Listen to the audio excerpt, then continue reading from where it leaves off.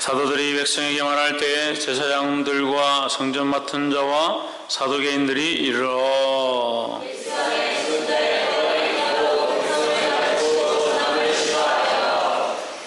저희를 잡음에 날이 이미 점고로 이튿날까지 가두었으나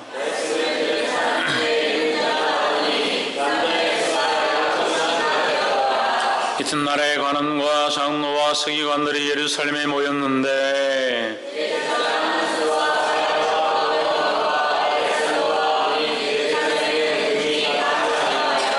사도들을 가운데 세우고 묻되 너희가 무슨 권세와 네 이름으로 이 일을 행하였느냐?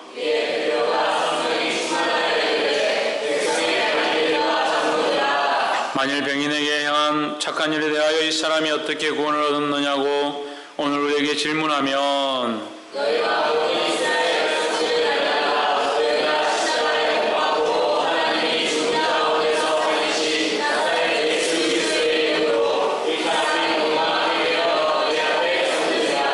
이 예수는 너희 건축자들의 버린 돌로서 진모퉁이에 머릿돌이 되었느니라. 다른 이로서는 구원을 얻을 수 없나니 천하 인간에게 구원을 얻을 만한 다른 이름을 우리에게 주신 일이 없음이니라 하였더라. 아멘. 이 시간 성가대에 나오셔서 무엇보다도 더 검은이라는 찬양으로 하나님 아버지께 영광을 돌리도록 하겠습니다.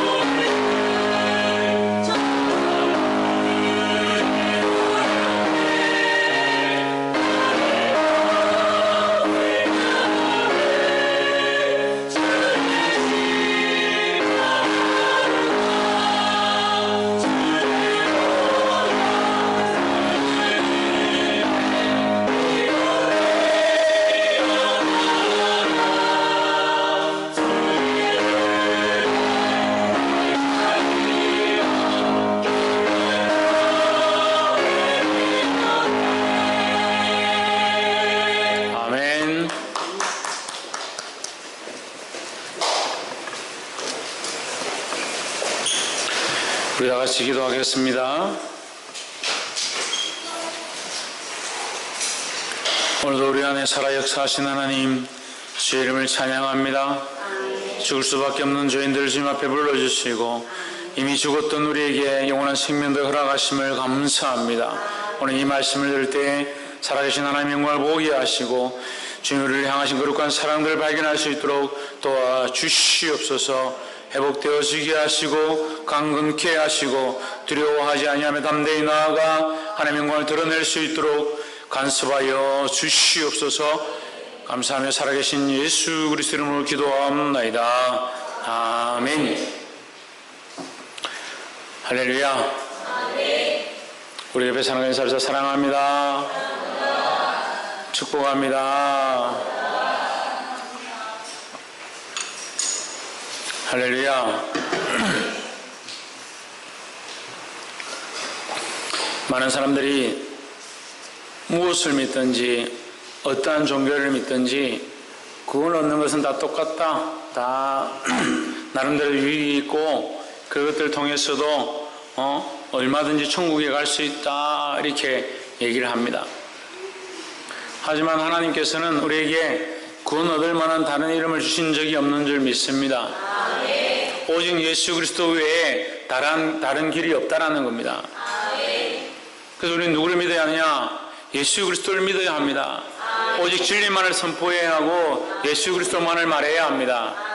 그래서 하나님의 마음을 가르치고 하나님 앞에 기도하게 하고 그 말씀 앞에 나와 복종하게 하는 것이 우리가 가르쳐야 될 일, 우리가 섬겨야 될, 우리가 봉사해야 될 일의 모습이다라는 겁니다. 그래서 때로는 이러한 말씀을 전하고 이러한 책망들을 함으로 서로 안에 상처가 생기고 아프기도 하지만 그 상처는 우리의 영혼을 일으키는 일이다. 그래서 이것이 우리를 기쁘게 하고 나 자신을 기쁘게 할 것 같으면 우리가 이 사역들을 하면 안 된다는. 우리는 누구의 사역을 하며 누구를 영화롭게 해야 하는가? 예수 그리스도의 사역을 하며 하나님의 이름을 영화롭게 해야 된다는 겁니다. 그래서 우리의 목적대로 우리가 원하는 말들을 들으려고 하지 말고 우리가 하고 싶은 말을 또한 하려고 하지 말고 주님이 원하시는 말들을 하고 주님이 원하시는 행위들을 하기를 주의 이름으로 축복합니다. 옆에 사람 보십시오. 하나님이 기뻐하시는 말과 행동을 합시다. 할렐루야. 때로는 그런 것들이 사람들에게 부딪힘이 되고 이해가 되지 않고 용납이 안 될 때가 있습니다. 하지만 사람을 기쁘게 하는 것이 아니다. 사도행전 4장 1절에 사도들이 백성들에게 말할 때 제사장들과 성전 맡은 자와 사두개인들이 이르러 2절에 백성을 가르침과 예수를 들어 죽은 자 가운데서 부활하는 도를 전함을 싫어하며 예수 그리스도께서 죽은 자 가운데서 부활하셨다는 사실을 전하는 것을 싫어했다라는 거죠. 그러면 백성의 장로들과 제사장들과 그 사람들은 종교 지도자들이고 또 많은 권력과 능력을 갖고 있는 사람이니까 사회에서 아주 인정받고 선망의 대상이니까 그 사람들의 말을 들어야 되잖아요. 우리 성도들은 다 믿음이 있어서 다 구별을 하시는구나. 여러분 생각보다 권위와 위계라는 것이 두렵습니다. 무섭습니다. 제가 군대 생활을 할 때에 어쨌든 전에 한번 얘기를 했는데 기적적인 하나님 은혜로 교회 안에 군대 안에 교회 안에 찬양단을 만들었습니다. 찬양단을 만드니까 대대장이 너무 좋아가지고 그 찬양단을 딴따라 하는데 술 마시는 데 와서 음악을 연주해라. 그래서 싸웠습니다. 그 하나님께서 이기게 하시고 더 좋은 것들을 갚아주셨습니다. 다른 그 부대 같으면 영창을 가야 되죠. 예, 상관에게 불복종 그것도 이등병이 대대장한테 중령한테 명령 불복종했는데 근데 하나님께서 더 축복하시고 저를 더 인정해 주시는 그런 역사가 일어났습니다. 근데 그 뒤에 중령을 이기고 나니까 이제 대령이 온 거예요. 대령이 연대에 저희들 파송을 해가지고 연대에 가서 연주를 하라. 너무 힘들더라고요. 그렇게 찬양이 아니라 뽕짝을 제가 이제 태어나서 머리 털라고 처음으로 뽕짝을 연주해 봤습니다. 근데 거기서 이제 연대장이 술을 권하는 거예요. 그 위계가 얼마나 이게 두렵고 강한지 그것을 이겨내는데 굉장히 힘들었습니다. 별것 아닌 것처럼 보이죠? 사회에 우리가 나가면 오직 예수 그리스도밖에 없다. 그 진리를 전하고 내가 똑바로 말할 것이다. 천만의 말씀이에요. 학교 교수한테도 똑바로 말 못하죠. 학교 선배들한테도 똑바로 말 못하죠. 가정의 부모님에게도 믿음으로 말하지 못합니다. 여기 지금 이 말씀에 보면 베드로와 요한을 불러놓고 뭐라고 하냐? 예수 그리스도, 예수 죽은 그 예수를 전하지 마라. 그것에 대해서 말하는 것들은 싫다. 하지 마라. 그래서 우리가 이 말씀 가운데 몇 가지 보기 원하는데, 첫 번째는 부활의 소식을 기뻐하지 않는 악한 세대다. 이 세대가 어떤 세대냐? 부활의 소식을 기뻐하지 않는다. 이 세대가 어떤 세대냐? 하나님 나라의 구원을 기뻐하지 않는다. 이 세대가 어떤 세대냐? 복음을 듣기를 싫어한다는 거예요. 예수님밖에 없다, 구원은 예수님밖에 없다, 이런 소리를 듣기 싫어합니다. 심지어는 SNS에, 실제로 네이버 상에도 왜 예수만 믿어가 천국 간다고 하느냐, 그런 말 제일 듣기 싫다라는 글들이 수없이 올라옵니다. 그러니까 안티크리스찬들은 예수 믿는 사람들 핍박하고 그런 글들을 올리는 겁니다. 왜 예수 믿고 예수만 믿으면 천국 가느냐, 불신하면 지옥 간다고 하느냐, 그런 말 제일 듣기 싫다, 하지 마라.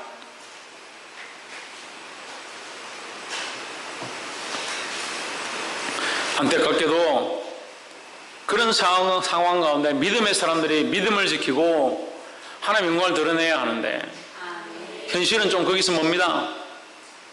이번 주에도 여러분 네이버에 다음에 검색순위 1, 2위로 올라갔던 얘기가 있습니다. 라이즈업이라고, 우리가 몇 년 전에 우리도 울산 그 태화강 고수부지에서 집회할 때 갔었는데, 청소년 집회를 하는데 라이즈업이라고, 그 가수들 불러가지고 함께 이렇게 찬양도 하고 그렇게 하면서 아이들 영접을 시키는 그런 행사들을 크게 하는데, 그 시와 함께 연합해서 하는데, 그 라이즈업의 대표가 목사님인데, 이무슨 목사님인데 17살짜리 여고생을 성추행을 하고, 그것도 모자라 성폭행을 하고, 그것도 모자라 수년간 성폭행을 했다는 거예요. 한국교회에 민낯입니다. 민낯.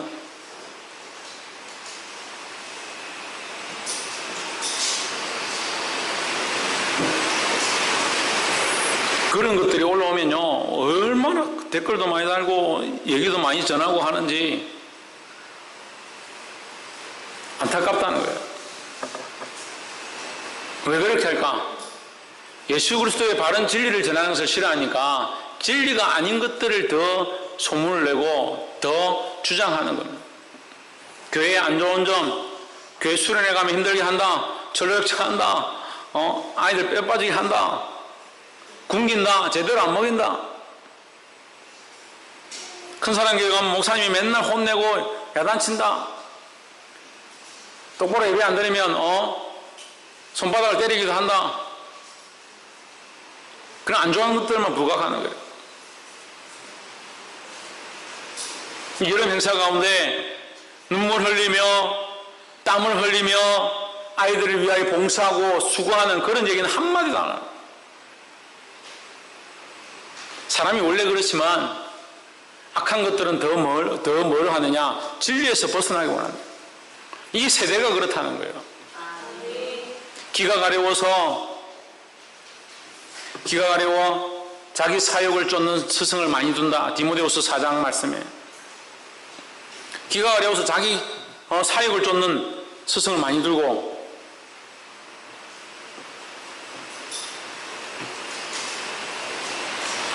진리를 말하는 것을 싫어한다는 거예요. 딱 이 시대죠. 딱 이 시대예요.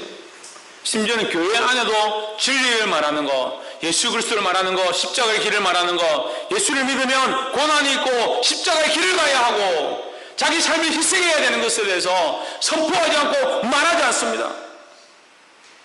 누구를 위한 교회입니까? 한국교회가 언제부터 축복하면서 축복의 길을 갔습니까? 오늘 이 시간에도 예배하러 앉아서 이 말씀을 듣는데, 목사님은 왜 이렇게 맨날 야단만 치는가? 그런 생각을 할 수 있습니다. 저는 야단 치는 게 아닙니다. 네, 저는 화난 것도 아닙니다.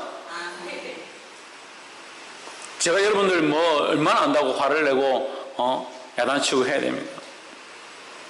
이 세대에 대해서, 이 시대에 대해서 하나님 주신 마음을 여러분에게 얘기하는 거예요. 이 시대가 악해져서 하나님 말씀을 듣기 싫어하는 거예요. 참 진리를 선포하기 싫어하는 겁니다.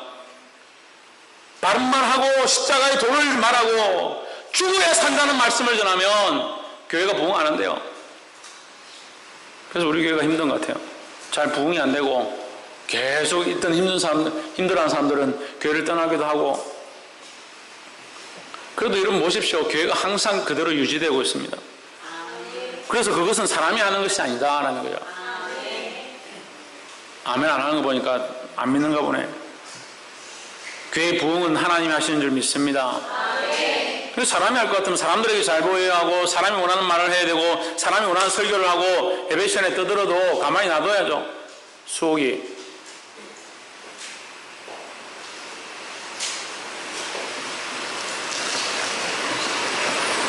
세상 사람들이 이 듣기 싫어하는 이 부활의 소식, 이 예수 그리스도에 대한 말씀, 믿음으로 선포하기를 주의 이름으로 축복합니다. 그렇게 하더라도 그렇게 싫어하고 핍박하는데 4절에 말씀을 들은 사람 중에 믿는 자가 많으니 남자의 수가 약 5천이나 되었더라 했습니다. 놀랍죠? 백성의 장로가 그 중에서 가장 높은 종교 지도자들이 이 베드로와 요한을 끌고 와서 고문을 하고 그런 말 하지 마라. 예수에 대해서 말하지 마라. 십자가를 말하지 마라. 그 부활을 말하지 말고 주를 위해 살아가는 것이 희생이 필요하고 고난이 필요하고 때로는 가정이 깨어지는 일들이 벌어지고 믿음으로 사는 것들 가운데 고통이 있다라고 말하지 마라. 그런 거 듣기 싫다. 하지만 역사는 어떻게 일어나고 있습니까? 이 말씀이 선포되는 곳마다, 하나님의 말씀이 바르게 선포되는 곳마다 이 말씀을 들은 자들이 믿는 자로서 하루에 5,000명이다. 남자의 수가 5,000이다. 남자의 수가 5,000이다. 그럼 여기 여자도 있고, 남자가 보통 예수 믿기 시작하면 아내나 가족들을 다 데리고 나오겠죠.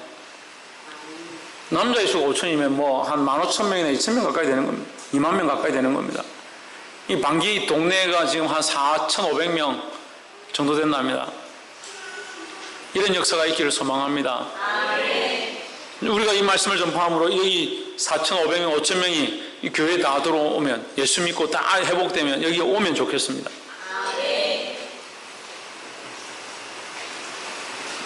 그것 또한 하나님 하실 일이고, 우리는 뭘 해야 된다? 우리는 뭘 해야 된다? 말씀을 전해야 된다. 남자의 수가 약 5,000명이나 되었더라. 이것은 하나님 하신 일이고, 우리는 뭘 해야 된다? 말씀을 전해야 된다 하는 거예요. 그래서 전하는 자가 없이 어떻게 듣느냐 하는 거예요. 그리고 우리는 전하는 일을 맡은 거예요. 듣기 싫어해도, 세상이 싫어해도, 주님 앞에 와서 예배하는 자들이 이 말씀 듣기를 싫어해도 똑바로 말씀을 전해야 된다는 겁니다. 두 번째는 성령 충만함으로 말하라는 겁니다. 7절의 사도들을 가운데 세워두고 묻되 너희가 무슨 권세와 네 이름으로 이것을 행하였느냐. 8절에 이에 베드로가 성령이 충만하여 가로되 백성의 간원도가 장로들아 했습니다. 베드로가 이 말을 할 때에 여기에 이 말씀이 정말 중요하다는 거예요. 베드로가 이 말을 할 때에 감정이 북받쳐서 속이 상해서 화가 나서 소리를 지르면서 백성의 관리들과 장로들아 이렇게 한 것이 아니라 성령의 충만함으로, 성령의 이끌림으로 말하기 시작했다는 거예요. 우리는 이것을 힘써야 합니다. 어제도 말씀을 전했지만 하나님의 마음으로 말하지 않는다. 하나님의 뜻을 쫓아, 하나님 기뻐하신 길을 쫓아 말하지 않는다는 거예요. 기도할 줄 아는 사람들이, 은혜를 아는 사람들이, 하나님 말씀을 아는 사람들이 말할 때는 자기 생각과 자기 감정과 자기 의사만 얘기한다.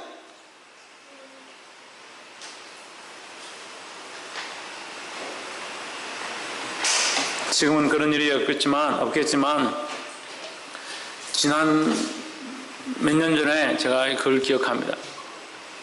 어떤 아이를 전도해가지고 수련을 데려왔습니다. 정말 힘을 다 쓰고 노력을 다 하고 있는 것을 다 투자하고 애가 돈이 없다 해서 회비까지 다 내주고 섬기고 그렇게 3박 4일 동안 하고 자기도 돌아갈 때 기쁘고 재밌고 좋았다라고 하고 돌아갔는데 나중에 들리는 소식은 그 부모님이 오셔가지고 왜 그렇게 아이들을 힘들게 하냐? 애가 집에 오자마자 파김치가 되어 쓰러지면서 불평불만을 하고 가방을 집어 던지고 다시는 교회 안 간다 하더라.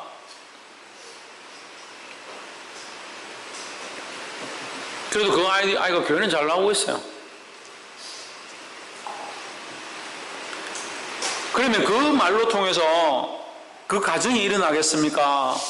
부모님이 예수 앞에 나와서 굴복하겠습니까? 왜 자기 감정과 자기 육체에 이기지 못하고 육체가 원하는 말, 자기 감정에 이끌리는 말들을 내뱉냐는 거예요. 성령에 이끌려야 되고 이 성령에 충만하면 머리끝부터 발끝까지 성령으로 둘러싸여서 거기에 잠겼다는 거예요. 내가 하고 싶은 말, 내가 하고 싶은 감정, 내 생각을 말하는 것이 아니라 성령에 이끌려서 성령이 원하시는 말들을 하기 시작해야 됩니다.